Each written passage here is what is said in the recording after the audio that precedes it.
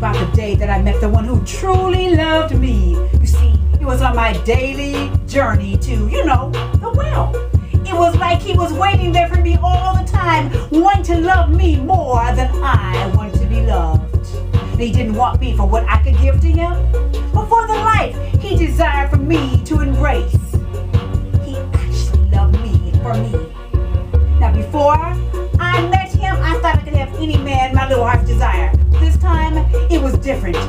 I was chosen. Jesus chose me.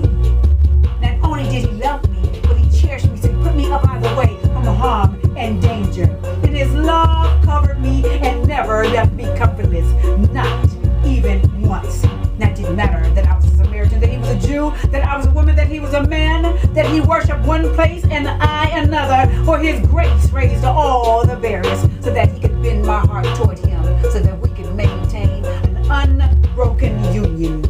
He sealed all my brokenness, and now I can hold living water. In his resurrection power, love me back to life. And although he knew me intimately, he still pursued me.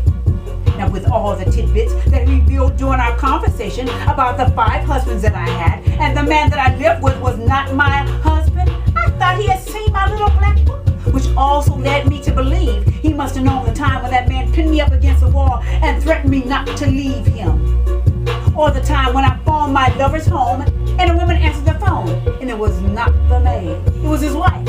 Or still another time when I sat in the doctor's office waiting for the verdict, only to find out I contracted something I could not give back, an STD. Now the things that I thought were hidden from him were really my own blind spots.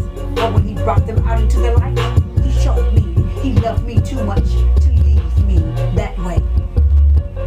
You see, he taught me how to love myself. And now I'm acquainted with him as the 7th man, who is the one and only one who really completes me. God's gift to me. Now the love of the other men never stayed, so I longed for something everlasting, because the needle on my love tank was on empty. But in his presence, I began to change, and now I'm no longer drained. For he arrived to me and said, if you want to move from drought to drench, you gotta dip your bell, and the well and the gates of hell should not prevail against you. His words, they were spirit and they were life, incorruptible seed.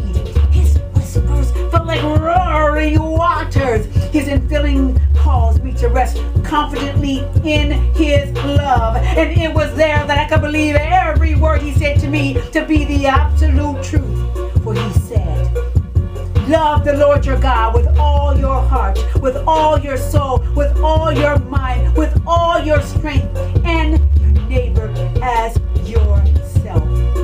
But love bears up under anything and everything that comes. It's ever ready to believe the best of every person.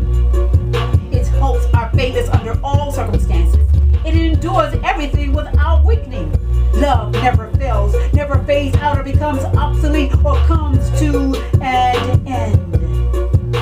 Imagine this. I was standing there on dry, hard ground, and it felt like a wilderness with no water to be found for miles and miles.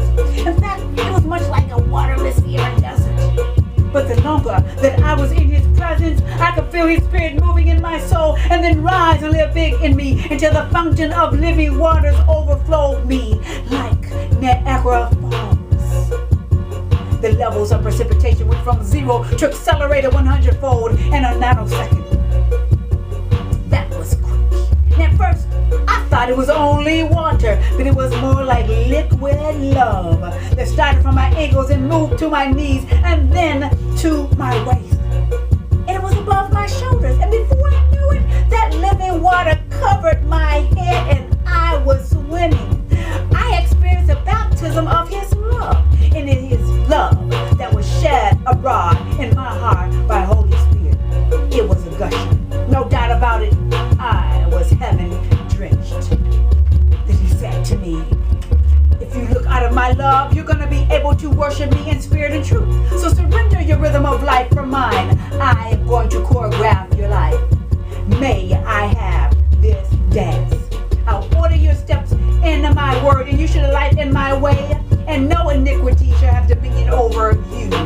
So live up with my spirit, and you shall fulfill no more the lust of the flesh. Live in me, move in me, have all your being in me. He made me a new creation, for when the rivers flow, the toxins from an old life passed away, removing my sin as far as the east is from the west. They never meet. He washed away everything that hindered me from being a true worshiper, and I soaked him in the deepest part of me. And now I'm filled with his everlasting love, and there is no place